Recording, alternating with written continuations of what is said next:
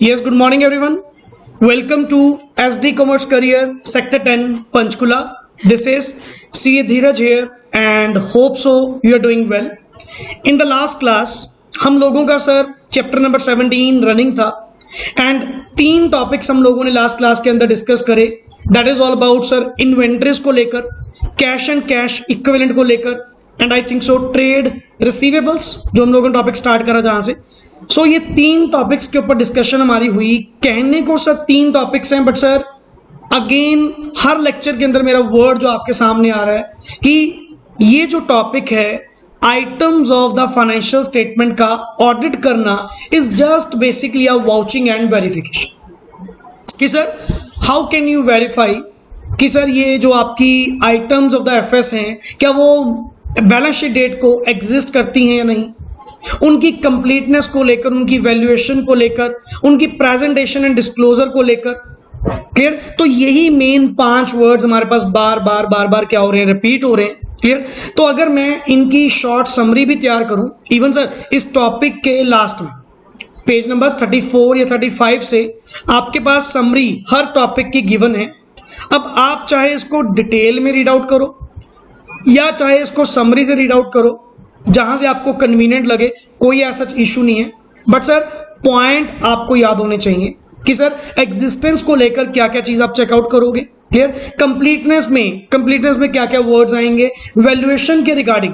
Clear. जैसे मान लो accounting standards की रेफरेंस ले रहे हैं बार बार, या स्टैंडर्ड्स ऑन ऑडिटिंग की रेफरेंस ये बार बार ले रहे हैं. प्रेजेंटेशन एंड डिस्क्लोजर में एक ही इनके पास वर्ड है sir, disclosure as per the accounting standards and presentation as per the applicable FRF like Schedule 3 of the Companies Act. तो ये टॉपिक अगर तुम इसको हार्ड बनाना चाहो तो हार्ड भी बन जाएगा, इजी बनाना चाहो तो इजी भी बन जाएगा. क्लियर. तो मतलब जितनी नोटिंग सिंपल वर्ड्स के आप साथ साथ लिखेंगे उतना टॉपिक ही आपका क्या होगा, इजी होगा. आइए नेक्स्ट आगे टॉपिक हम स्टार्ट करते हैं sir. In today's lecture the first topic which we have to cover is plant, property and equipment. In short word PPE, property, plant and equipment. Clear. अब आपको क्लियर है sir property, plant and equipment को लेकर reporting कहां पे applicable है, presentation and disclosure. कुछ point को अगर मैं सिंपल इतने से वर्ड से भी मैं क्लियर कर सकता हूं कि प्रॉपर्टी, प्लांट एंड इक्विपमेंट के रिलेटेड आप क्या क्या चीज चेकआउट करोगे. अब लाइक सर फिक्स्ड एसेट्स को लेकर, चलो मैं शॉर्ट वर्ड यूज कर रहा हूं, फिक्स्ड एसेट्स को लेकर सर आप पहले तो इसकी एग्जिस्टेंस काउंट करो कि at the balance sheet date क्या ये रियली एग्जिस्ट करती हैं या नहीं. कंप्लीटनेस, क्या all the fixed assets have been properly recorded in the books और नॉट.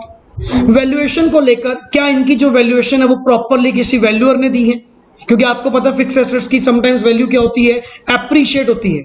तो अगर एप्रिशिएट होती भी है तो क्या प्रॉपर वैल्यूअर की वहां पे स्टेटमेंट लगी हुई है एंड उसकी वैल्यूएशन के अकॉर्डिंग टू ही आपने बुक्स में उतनी वैल्यू शो करी. एंड अगर मान लो अगर वो अपने आप में डेप्रिशिएबल एसेट है तो उसके ऊपर जो डेप्रिसिएशन आपने चार्ज करी वो किसके अकॉर्डिंग टू चार्ज करी, as per income tax act, as per companies act. And आपने जो प्रेजेंटेशन शो करी वो एज पर एप्लीकेबल FRF के अकॉर्डिंग टेंजिबल, इनटेंजिबल या अलग अलग करके प्रॉपर शो करा या नहीं. क्लियर. तो मतलब lot of points sir AS 10 की रेफरेंस आएगी. फिक्स्ड एसेट्स की कारों में रिपोर्टिंग, कारों में अपन पढ़ के हैं, कारों का फर्स्ट पॉइंट ही हमारा क्या था, फिक्स्ड एसेट्स को लेकर. क्लियर. उनकी टाइटल चेक करना सर, ऑनरशिप चेकआउट करना. यहां पे एक पॉइंट एक्स्ट्रा आएगा राइट्स एंड ऑब्लिगेशंस को लेकर कि सर यहां पे ये चेकआउट करो जी कंपनी की जितनी भी फिक्स एसेट्स हैं क्या वो कंपनी के नेम पे है या नहीं, उनका टाइटल, उनकी ऑनरशिप क्या कंपनी के नेम पे है या नहीं. तो ऐसे ही धीरे धीरे करते करते नेक्स्ट पॉइंट्स बनते जाएंगे. क्लियर. तो मतलब कुछ खुद इमेजिन किया करो कि उसके अंदर पॉइंट्स हम क्या लिखेंगे. बट एक वर्ड याद रखना कि अगर मान लो तुम्हारे पास कोई इस तरह का कोई आइटम ऑफ एफएस का ऑडिट आया तो आपने लिखना कैसे है, प्रीलिमिनरी वर्क, जो आप पहले कुछ बेसिक आइटम्स चेक करोगे. क्लियर. लाइक इंटरनल कंट्रोल्स का पॉइंट बना दो कि internal controls with respect to the fixed assets क्या करेंगे, चेकआउट करेंगे, किसकी कस्टडी में है, इनकी फिजिकल वेरिफिकेशन कौन करेगा. एंड आफ्टर दैट पांच पॉइंट्स में आपका आंसर होना चाहिए. 1 is existence, second is completeness, number 3 is valuation, number 4 presentation and number 5 disclosure. और कम से कम इतनी लेंथ तो आप देख के आए. मैं खुद कहता हूं कि सर ये 1.5 पेज लिखना is not so easy task कि एज इट इज अपन उसको लिख पाए, बट कम से कम मैं प्रेजेंटेशन स्ट्रक्चर क्लियर कर दूं कि लिखना ऐसे है जितने जितने पॉइंट याद आएंगे मैं फिट करता जाऊंगा। Like number 1 is yes the expenditure, हाँ जी Kritika, the expenditure Income for following should be capitalized and added to PPE. बिल्कुल Expenditure related to acquisition of fixed assets, addition to the fixed assets. so that the earning capacity of the business is increased। अरे capital expenditure की definition दे रहा है, आपको नहीं पता कि assets के ऊपर किया गया कोई भी खर्चा अपने आप में क्या है, कैपिटल एक्सपेंडिचर है। एंड कैपिटल एक्सपेंडिचर मतलब सर उसको एसेट की वैल्यू में क्या करेंगे, कैपिटलाइज करेंगे, बेशक चाहे वो कोई इंस्टॉलमेंट एक्सपेंसेस है, क्लियर, कई बार होता है सॉरी इंस्टॉलेशन एक्सपेंसेस हैं वो भी आप ऐड करोगे, उसकी कोई कैरेज के रिलेटेड कोई खर्चा है या कोई भी एडिशनल एसेट जो आपने परचेज करी जिससे आपकी अर्निंग कैपेसिटी जो है वो क्या हुई, इंक्रीज हुई, तो सर वो एक्सपेंडिचर भी क्या होगा, कैपिटलाइज होगा। मतलब capital expenditure and revenue expenditure के बीच में क्या है, थोड़ा सा एक वर्ड दिया हुआ है। Yes please.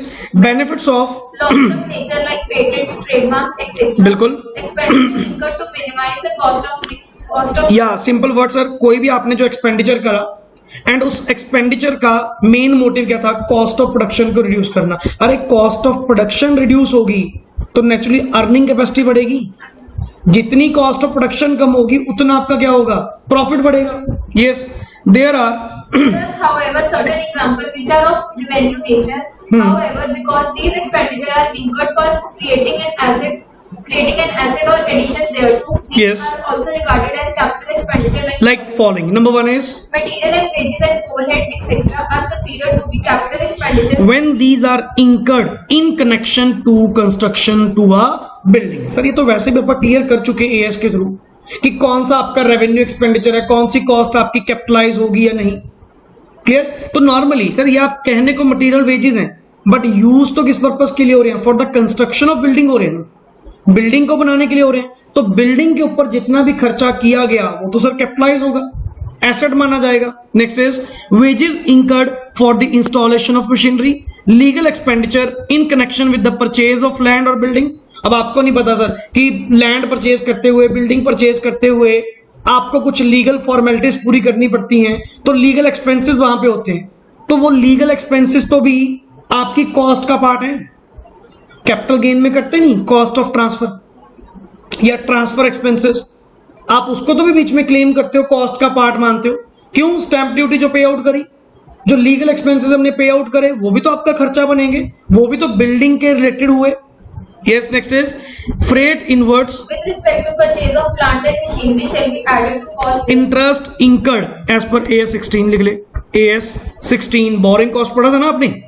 Yes, in case Major repairs are done to increase the productivity of an asset. the same shall। अच्छा अगर नॉर्मल रिपेयर करवाए चाहे मेजर रिपेयर हो, बट अगर मेजर रिपेयर करने से आपकी अर्निंग कैपेसिटी के अंदर कोई फर्क आ रहा है, आपकी एफिशिएंसी पहले से क्या हो रही है, इंप्रूव हो रही है, देन वो कैपिटल एक्सपेंडिचर नहीं, अदरवाइज वो क्या होगा, नॉर्मल प्रॉफिट एंड लॉस का एक्सपेंडिचर, मतलब revenue expenditure. Clear. And the last is the following procedures are undertaken while auditing fixed assets. पहले कल हेडिंग देखें कि इसने बॉक्स कौन कौन से बनाए। Number 1 is existence, number 2 is completeness, and number 3 valuation, and number 4 या 5 इकट्ठा होगा। अच्छा देखिए यहाँ पे एसेट एंड लायबिलिटीज आ गया ना वर्ड, क्योंकि एसेट के रिलेटेड है तो राइट्स एंड ऑब्लिगेशन तो आएगा ही आएगा। क्लियर, राइट्स एंड ऑब्लिगेशन एक नया वर्ड आया। Clear, and last presentation and disclosure, I think सो ये लास्ट होगा शायद। क्लियर, तो मतलब अपना स्ट्रक्चर क्लियर है सर। इस टॉपिक के अंदर हमने पढ़ना तो एमपी कवर ही है, बार बार वर्ड्स यही यूज करेगा और कुछ नहीं। क्लियर, देखो जी, existence, obtain an understanding about the client's policy regarding physical verification of PPE, such as whether they engage a third party or conduct it by their own, and the frequency of physical verification. हाँ simple sir, physical verification यहाँ पे कौन करते हैं, इस बात की एक अंडरस्टैंडिंग लो। आप किसी से वैल्यूएशन करवाते हो, फिजिकल वेरिफिकेशन करवाते हो या खुद करते हो, क्या सिस्टम है तुम्हारे यहाँ पे। Next is auditor shall Also ensure that there is proper supervision of physical verification. मेरे को तो ये इन्वेंट्री जैसा सेम नहीं लगा, इन्वेंट्री में भी आपने क्या पढ़ा था, फिजिकल वेरिफिकेशन पढ़ी थी ना, उसमें भी यही 2 पॉइंट थे कि आपके जी यहाँ पे फिजिकल वेरिफिकेशन कौन करता है, एंड दूसरा पॉइंट किसकी सुपरविजन में ये फिजिकल वेरिफिकेशन होती है, तीसरा point yes He shall check that all items of PPE are properly tagged and वही has बात given. स्टॉक में भी आपने यही कहा था, each item of the inventory must be properly tagged, clear, वही बात यहाँ पे है, clear, and client has given them a unique asset identification number. और ये ना आपने एसेट आइडेंटिफिकेशन नंबर कहाँ पे देखी होगी, गवर्नमेंट स्कूल्स, गवर्नमेंट डिपार्टमेंट्स में उनकी जितनी भी एसेट्स होती है ना, सब पे नंबर लगा होता है, इवन फैन है, कुछ भी है, सब पे वो एक नंबर लगा होगा, and that number is recorded in the register, कि एक यूनिक एसेट आइडेंटिफिकेशन नंबर देना जरूरी है। कंपनीज में भी होता है, इतनी सी वो चिट लगा देंगे, चिट लगा के उस पर पेस्ट कर देंगे कि इस एसेट का नंबर क्या है। Yes please, next is he should examine That fixed asset register. अरे सर फिक्स्ड एसेट की बात हो और फिक्स्ड एसेट रजिस्टर ना चेक करो, वो बात होगी, स्टॉक कह रहे हो स्टॉक रजिस्टर ना देखो, ये तो हो ही नहीं सकता, क्योंकि एग्जिस्टेंस को लेकर उसके FAR फिक्स्ड एसेट रजिस्टर ही तो वेरीफाई करेंगे। Yes He shall check if there is any discrepancy noted on physical verification and whether such discrepancies have been dealt with. Simple, कारों के अंदर यही पॉइंट पड़ा था कि फिजिकल वेरिफिकेशन करते टाइम अगर आपकी कोई भी मटेरियल डिस्क्रिपेंसी आती है तो उसको प्रॉपरली अकाउंट्स में आपने डेल्ट करा या नहीं करा, यही पॉइंट है।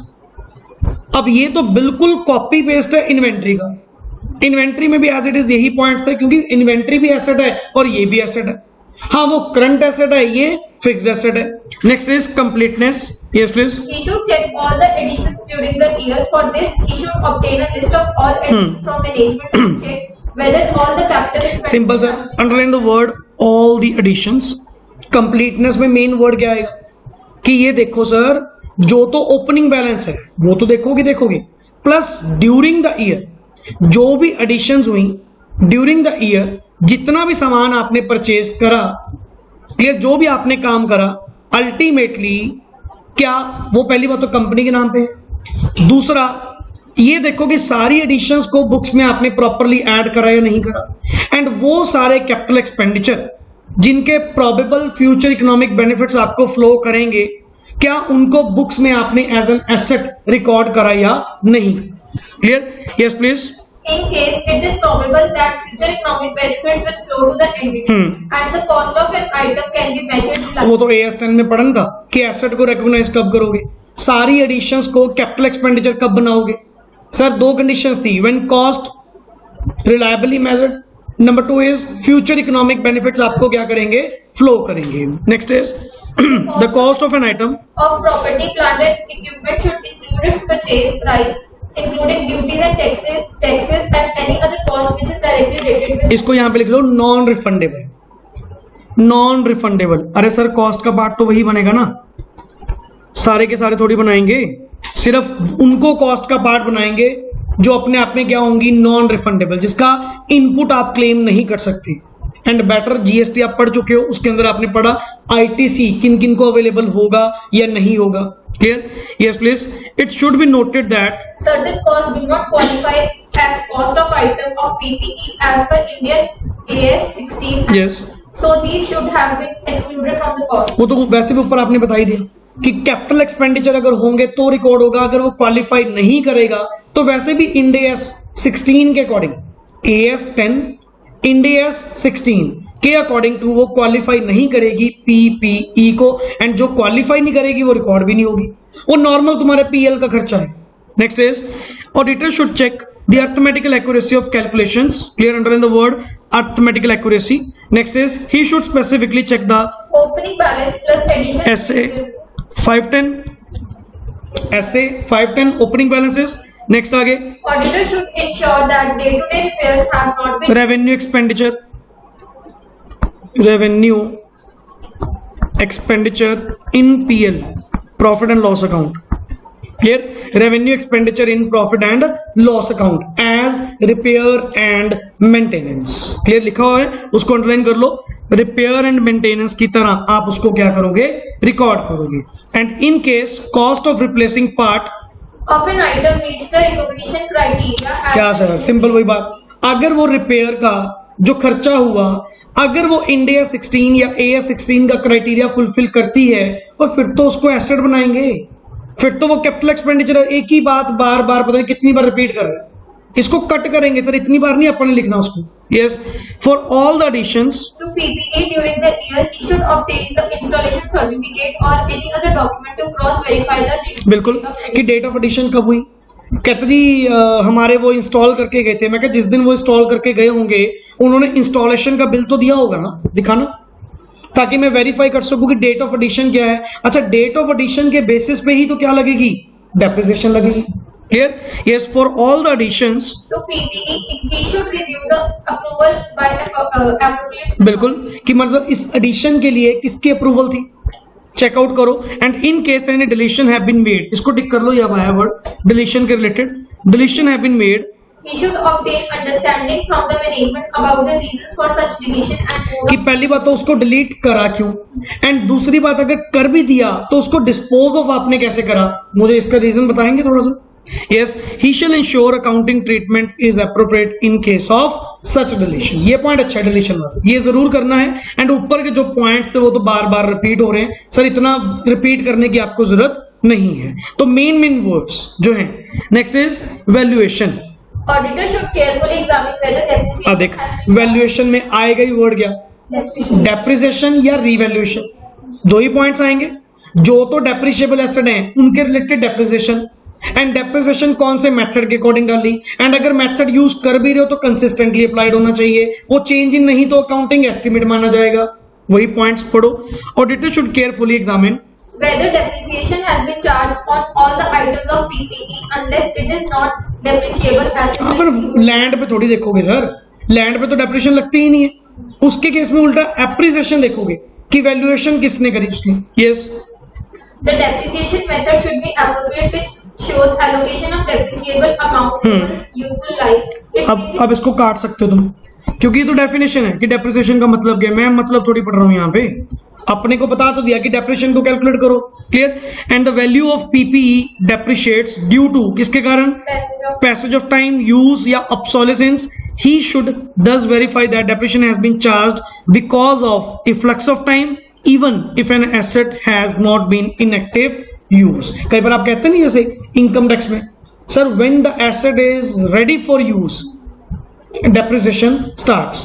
आप ये तो कह ही नहीं सकते कि मैंने तो उसको यूज ही नहीं करा जी, सर वो तो पैसेज ऑफ टाइम के कारण भी लगती है, इफ्लेक्शन ऑफ टाइम के कारण भी लगती है। टाइम अगर निकल गया तो भी सर उसके ऊपर क्या लगेगी, डेप्रिसिएशन लगेगी।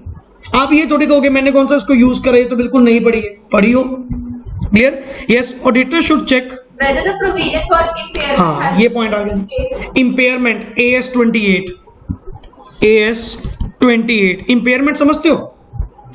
इंपेयरमेंट लॉस मतलब अरे पढ़ा हुआ है, impairment loss sudden fall in the value of asset. लिख लो इसको word, sudden fall, sudden fall in the value of asset.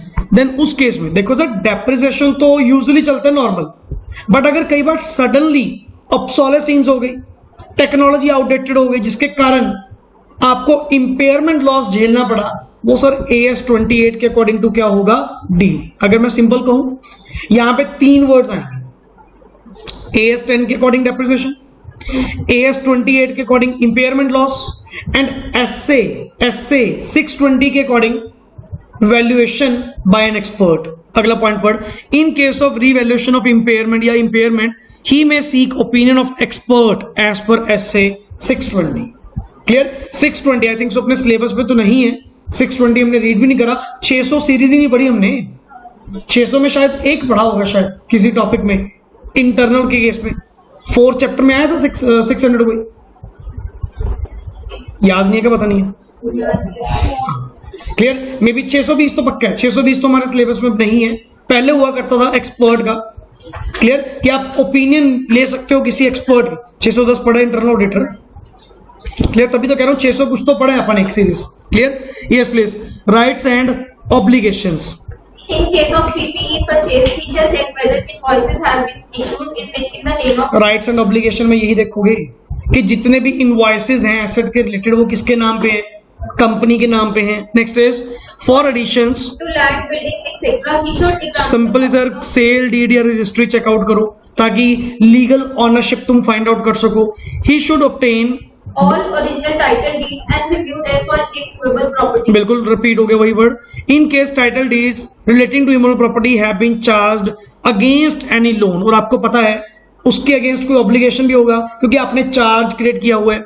He should seek external confirmation to ensure title of entity over these assets. जैसे मैंने जो flat purchase किया हुआ है sir, उसके ऊपर हाउस लोन, अब उसकी ओरिजिनल रजिस्ट्री तो कहां पे पड़ी है? बैंक में। मैं अगर रजिस्ट्री की कॉपी जो दूंगा, मैं तो फोटो कॉपी दूंगा, मेरे पास ओरिजिनल तो नहीं है ना। मैंने जो फोटो कॉपी किसी को प्रोवाइड करी, अब जरूरी थोड़ा कि वो पर्सन बिलीव करे कि वो सचमुच में फ्लैट आपके नाम पे है नहीं। वो उस चीज को वेरीफाई करवाएगा कहां से? मेरे बैंक से, कि बैंक वाले वेरीफाई करके दें कि सचमुच में यही रजिस्ट्री इसी के नाम पे है और आपके पास पड़ी है, देन वो पर्सन सच मानेगा। तभी तो कह रहा है कि सर अगर उस एसेट के अगेंस्ट आपने कोई चार्ज क्रिएट कर रखा है, देन एक्सटर्नल कंफर्मेशन एक आप ले लें ताकि आप एक ओरिजिनल टाइटल फाइंड आउट कर सके कि सचमुच में किसके नाम पे है। Clear? Yes, presentation and disclosure, ये सबसे इजी पार्ट होता है, इसमें कुछ याद करने वाला काम नहीं है। Simply sir as per the applicable FRF classification करो, डिस्क्लोजर दो, उसकी प्रेजेंटेशन करो। Yes, he should ensure that all items of PPE have been classified as land, buildings, plant and equipments, furnitures, vehicle, office equipment and others. ये classification देगी class wise. Yes, it should be ensured that entity has disclosed asset under lease separately. ये अपन ने कहीं पहले भी पढ़ा था कि अंडर लीज वाली जो होंगी उनको सेपरेटली अलग से शो करना। And for each item of PPE reconciliation बनाकर देनी होगी। क्या? Opening balance plus addition, acquisition through business combination, amalgamation. Clear? Disposals या डिस्पोजल्स थ्रू डीमर्जर्स या एनी अदर एडजस्टमेंट और क्लोजिंग बैलेंस। एक रिकंसिलेशन, ये आपकी क्या है? रिकंसिलिएशन। ये तो आपने डिस्क्लोजर में वहां पे पढ़ा था AS10 में। क्लियर? कि AS10 के अकॉर्डिंग सर आपको ये एडिशन डिलीशन सब कुछ बताना होगा। और वैसे भी सर हमारा जो चार्ट होता है ना, हम जो डेप्रिसिएशन का चार्ट बनाते हैं वो बनाते हैं इस बेसिस पे, opening balance plus additions before 30 September, after 30 September. Clear? Sale जो ड्यूरिंग द ईयर हुई, कोई वैसे लॉस एसेट माइनस करने के बाद फिर हम डेप्रिसिएशन डालते हैं, सो दैट कि एक चार्ट में सारी की सारी मतलब प्रॉपर शेड्यूल बना के दे देते हैं हम लोग। ये नहीं कल डेप्रिसिएशन कैलकुलेट करी डाल दी, सारी डिटेल उसमें क्या करेंगे? शो करेंगे। Yes, for each class of PPE He should ensure that entity has disclosed opening accumulated depreciation for हाँ, अगर डेप्रिसिएशन सेपरेटली मेंटेन कर रहे हो, डेप्रिसिएशन प्रोविजन फॉर डेप्रिसिएशन या एक्यूमुलेटेड डेप्रिसिएशन अगर अलग से मेंटेन कर रहे हो तो उसका ओपनिंग क्लोजिंग बैलेंस भी आपको बताना। Clear? Yes, for each class of PPE impairment should have been shown separately as follow, क्योंकि ये तो AS28 के अकॉर्डिंग डिस्क्लोजर देने बनते हैं। यस, क्या sir? Opening accumulated impairment losses कितने थे, impairment losses during the year कितने हुए, रिवर्सल कितने हुए, and closing accumulated impairment losses. Clear? And the last is thus He should carefully examine whether the company is sir following schedule 3 as per applicable FI. Clear? तो मेरे को तो सबसे ज्यादा इजी जो लगता है एक नॉर्मली कंप्लीटनेस या वैल्यूएशन और इधर से प्रेजेंटेशन एंड डिस्क्लोजर, क्योंकि एग्जिस्टेंस में कहीं ना कहीं पॉइंट थोड़े से एक्स्ट्रा होते हैं, कुछ ना कुछ पॉइंट्स। बट इतना श्योर है सर ये टॉपिक डिटेल में करने के बाद ना, अगर इसको वन टाइम या डबल टाइम आप इसको रीड आउट कर लो, पेपर में ब्लैंक होकर नहीं जाएंगे। इतना श्योर है कि अगर आ भी गया, अच्छा स्ट्रक्चर मैंने आपको पहले बता दिया कि ये 5 वर्ड्स में आपका रिप्लाई होना चाहिए। क्लियर?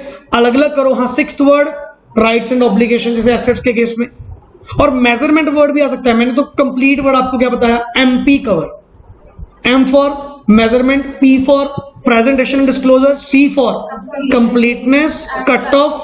क्लियर? और एक क्लासिफिकेशन। 3 वर्ड गए थे, कंप्लीटनेस, कट ऑफ प्रोसीजर, क्योंकि कहीं ना कहीं वर्ड कट ऑफ भी आया था बीच में। क्लियर? और तीसरा क्या था? Classification, C means, and O means occurrence, occurrence या ऑब्जर्वेशन, कुछ भी आप बना सकते हो पॉइंट दोनों। V for just single word valuation, E for single word existence and R for rights and obligations. Clear? चलिए जी, intangible assets almost copy paste. हाँ बट ये है सर उस पे AS 10 था, इस पे AS 26 है। क्लियर? पढ़ो जी। An intangible asset is an identifiable non-monetary asset without physical substance which is held for use in the production or supply of goods or services for rental to others or for administrative purposes। Sir ये तो आपका AS का syllabus already, definition वही आपको as it is copy paste है। And entities mainly incur their resources on acquisition or development of intangible assets। और इसमें आपने वो पॉइंट नहीं पढ़ा था इंटेंजिबल एसेट्स को लेकर आप research phase and development phase. Research का एक्सपेंडिचर कहां पे जाएगा? प्रॉफिट एंड लॉस में। डेवलपमेंट का एक्सपेंडिचर कहां पे जाएगा? कैपिटलाइज होगा। वही पॉइंट्स इसमें क्या होंगे? रिपीट होंगे। क्लियर?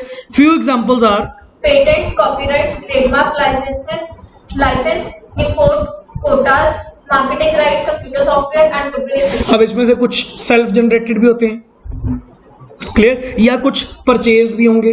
तो परचेज्ड के केस में कॉस्ट निकालो, सेल्फ जनरेटेड के केस में कैसे उसको बुक्स में आप डेबिट करोगे वो चीज फाइंड आउट करो। Yes, if intangible assets are acquired in business combination मतलब amalgamation, clear, it usually forms part of क्या? गुडविल। आपने करा नहीं अभी? बैलेंसिंग फिगर गुडविल लेके चलते हैं। यस, मैनेजमेंट हैज टू जज whether an asset which incorporates both tangible and intangible elements should be treated as fixed asset or as intangible asset। बिल्कुल sir. And fix asset AS 10 के according और intangible asset AS 26 के according to. इंडेस अगर याद होते हैं तो ठीक, नहीं अदरवाइज AS तो कम से कम याद रखना कि फिक्स एसेट्स AS 10 के according and intangible assets AS 26 के according. The audit procedure number 1 is yes please Existence। Auditor should examine if each intangible asset which has been recognized in the books of account is in active use by the entity। For example, if client has recognized computer software as intangible, the auditor should examine if such software is in क्या वो active use में है, क्या retired for disposal हो गया। Clear? पहले ये चीज चेक करो कि वो क्या एक्टिव यूज में है, क्या कोई बेनिफिट उसका आ रहा है। Next is in case intangible asset is not in active use। Sir उसको डी रिकॉग्नाइज करो, बुक्स में से बाहर निकालो। And in addition to examining use by the entity, the auditor should also obtain a WR। Simple word sir, पहले के सामने लिख active use and plus WR। Clear? As per SA 580 के अकॉर्डिंग WR ले लो। किस बात की? कि जितने भी इंटेंजिबल्स फर्म के हैं उन सारे इंटेंजिबल्स को कंपनी ने अपनी बुक्स के अंदर क्या करा? शो करा as per the applicable FR। Clear? Yes please. Completeness. Auditor should obtain a schedule of all the intangible assets from the management। बिल्कुल। He should check the intangible asset schedule compiled by the management like opening balances of such assets plus additions thereto minus deletions therefrom and closing balances. मतलब एक checkout करो, confirmation ले लो कि जो भी उन्होंने opening closing balance दिखाए हुए हैं, एडिशन डिलीशन दिखाई हुई हैं, वो बिल्कुल सही हैं। Yes, he should tally the opening balances from previous year's audit। ऐसे कौन सा? 510। नेक्स्ट आगे, he should specifically Examining the intangible asset due to addition should have been recognized only if अरे सर AS 26 की कंडीशंस क्या? Sir asset is identifiable है, the asset is controlled by the entity है, future economic benefits आपको आएंगे, cost आप reliably ascertain कर सकते हो। तो रिकॉग्निशन क्राइटेरिया मैं इसको सामने लिख रहा हूं, एरो देखे, recognition criteria, recognition criteria। Yes, it is however to be noted that intangible assets arising from research shall not be recognized। बिल्कुल sir. Research expenses in profit and loss account. And अगर development phase है, अगला point, shall be recognized only if the following can be demonstrated। अच्छा, आपने development phase में कब capitalise करना शुरू करा था? पहला पॉइंट सर टेक्निकल फिजिबिलिटी है। बिल्कुल सर, AS 26 अगर याद रखा हल्का सा भी तो वर्ड टू वर्ड वही कॉपी चल। क्लियर? तब भी तो कह रहा हूं कि जरूरी नहीं है कि सर अकेला आपको ऑडिट का ही आएगा, बीच में मन करे एक आधा क्वेश्चन AS का भी मिले ऑडिट के अंदर। क्लियर? टेक्निकल फिजिबिलिटी आपने बनाई, entities intention to complete the intangible, entities feasibility and ability to use or sell this asset, the probable future economic benefits आपको मिलेंगे, क्लियर।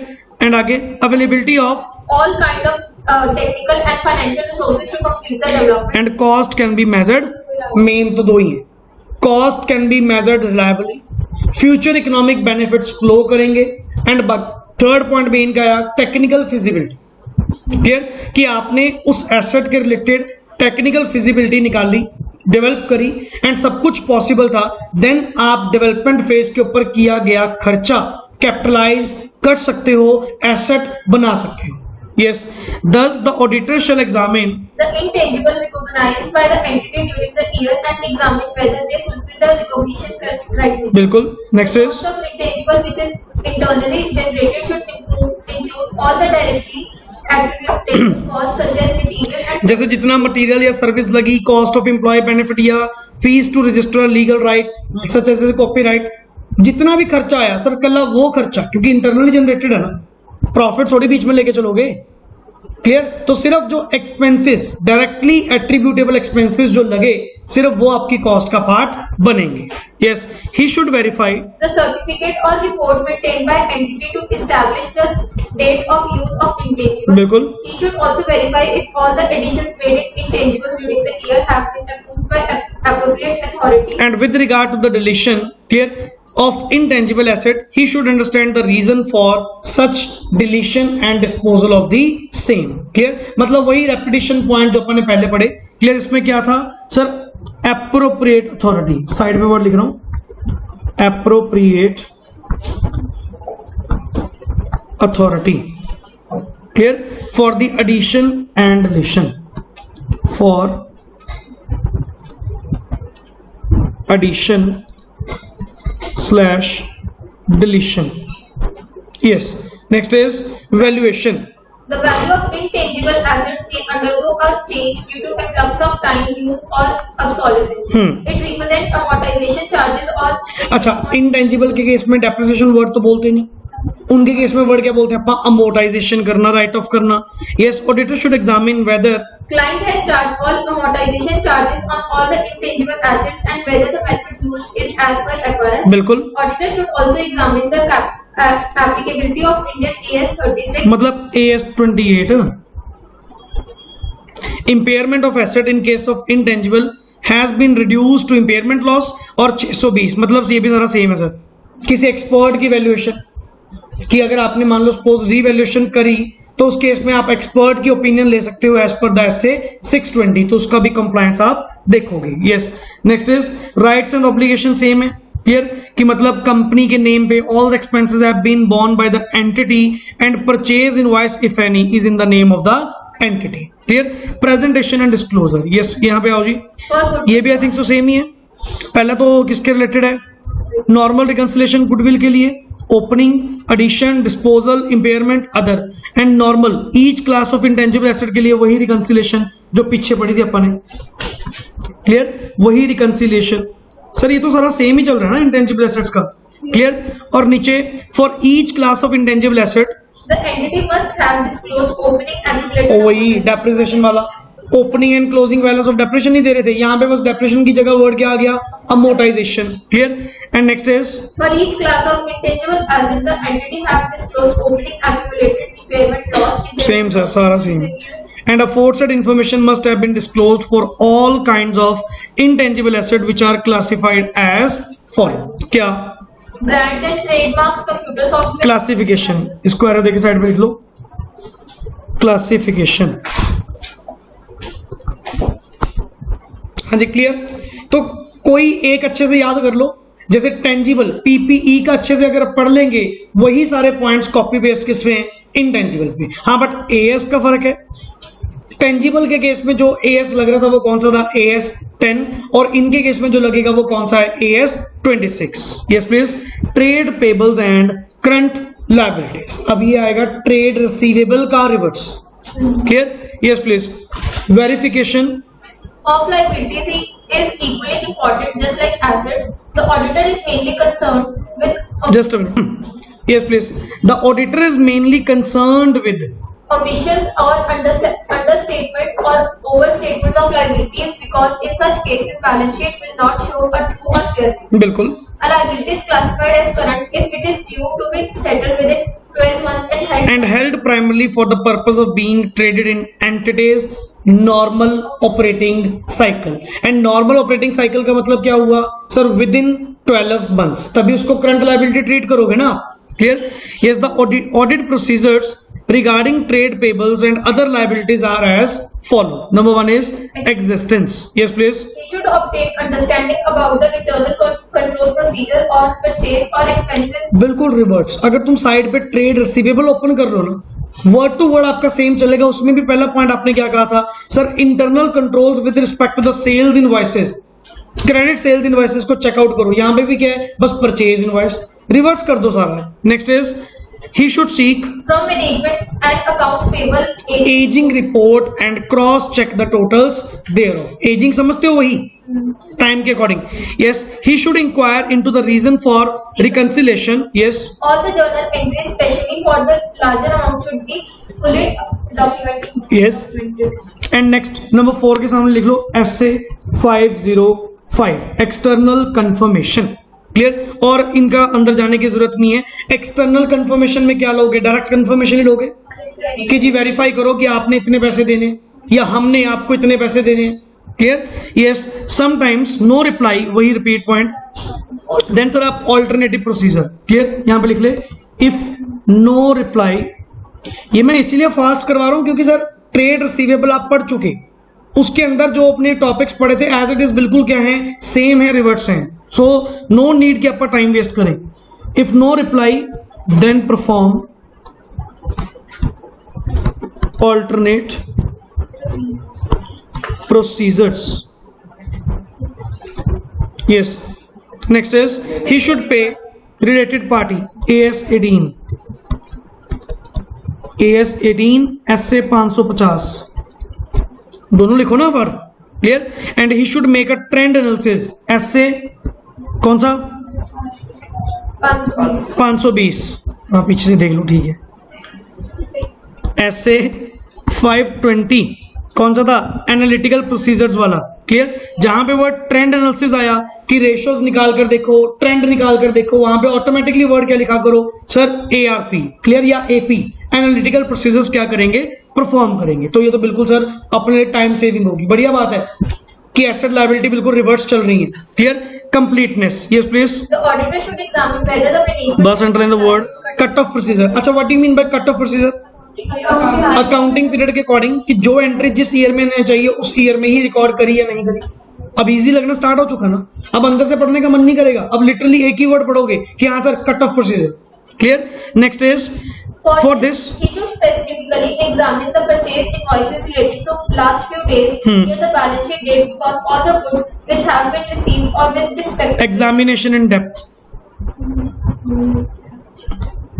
Examination in depth क्या मतलब था जी इसका? डिटेल में कुछ बिल्स को शुरू से लेके एंड तक डिटेल में चेकआउट करो सो दैट कि आप जो भी गलतियां हैं, जो कि उनकी रिकॉर्डिंग है, कंप्लीटनेस है, उसके बारे में अपने आप को क्या कर सके? श्योर कर सके. Clear? Next is he should check few purchase invoices and check whether all the purchases are recorded with correct amounts in और ये तो वैसे भी कंप्लीटनेस का पॉइंट आना ही आना है. क्लियर? कि मतलब आपने सारे इनवॉइसेस को प्रॉपरली डेट के अकॉर्डिंग करेक्ट अमाउंट में क्या करा? रिकॉर्ड करा.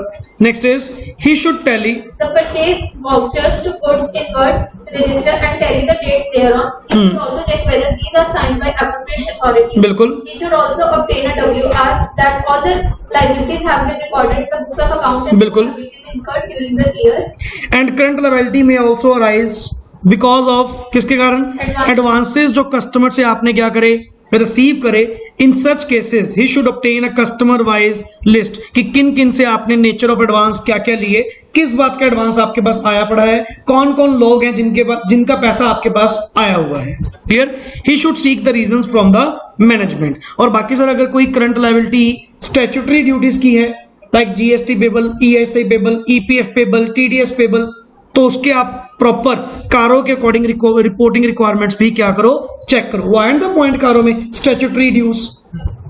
कि जो अनडिस्प्यूटेड है या डिस्प्यूटेड है वो point, and he should check He should check the calculation of provident fund liability and ESI considering the applicable rates thereon. He should also verify the challans for statutory deposits made subsequent to the year and with respect to liabilities and which exist at balance sheet date. अब आपने section 43B के according पढ़ा हुआ है 43B के according कि जो payable हैं, क्लियर, अगर आपने ड्यू डेट रिटर्न से पहले नेक्स्ट ईयर में अगर आपने, जैसे नेचुरली मार्च का जो टीडीएस होगा वो तो अप्रैल में जाएगा ना, जो आपके ईएसआई ईपीएफ सैलरी पेबल जो होगी वो तो कहां पे जाएगी सर, नेचुरली अप्रैल में मिलेगी। तो बस ये वेरीफाई कर लो जो चलान्स वगैरह आगे फिल आउट किए हुए हैं कि सचमुच में उतना ही पे आउट करा ना एंड पे कर दिया ना, कोई पेंडिंग तो नहीं है। नहीं तो टैक्स ऑडिट रिपोर्ट के अंदर इसकी भी रिपोर्टिंग जाएगी कि कौन से ऐसे ड्यूज हैं जो आपने अभी तक पे आउट नहीं करे। Yes, valuation He should obtain the aging of trade payables like less than 30 days. बिल्कुल सर, बस एज वाइज उसकी एक एजिंग शेड्यूल हो गया। He should seek reason from the management कि सर क्यों इतने लंबे टाइम पीरियड के लिए ओवर ड्यू है, clear, and he should review Whether approval has been given by appropriate authority in case those balances which are no longer paid. बिल्कुल sir, and in case foreign currency तो sir AS 11, clear. Next is presentation and disclosure. Sir he should check whether the amount has been disclosed and classified as क्या revenue received in advance, yes, Other advances along with their अगर कोई और nature के हैं तो किस बात का एडवांस आपने पकड़ा हुआ है, and other current liabilities along with their nature. Yes please, he should he should ensure that the company has classified a payable as trade payable only in respect of goods sold or services rendered in the normal course of business. बिल्कुल sir, and in case of amount payable to, ये टिक कर लो, नया point है, MSME, in case of amount payable to MSME micro and small medium enterprises, clear, he should ensure that the principal amount and interest thereon have been shown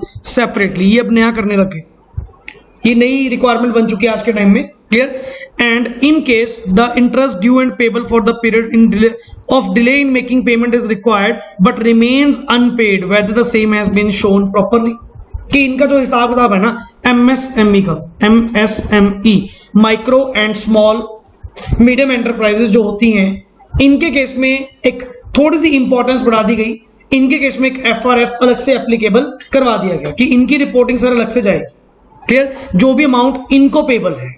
next आगे जी, loans and advances and other current assets, ये इसका reverse हो जाएगा, थोड़ा सा पढ़िए जी। Loans and advances And other current assets are like trade receivables. They may include amounts recoverable or taxes and insurance paid in advance. बिल्कुल, other current asset में इंक्लूड इंटरेस्ट ऑन लोन और fixed deposits held which is accrued and balances with government authority, जैसे advance tax, ये लिखा हुआ है ना, balances with government authority like advance tax, लिख लो ऊपर example, advance tax. Next is the audit procedure are as follow. Number 1 is existence.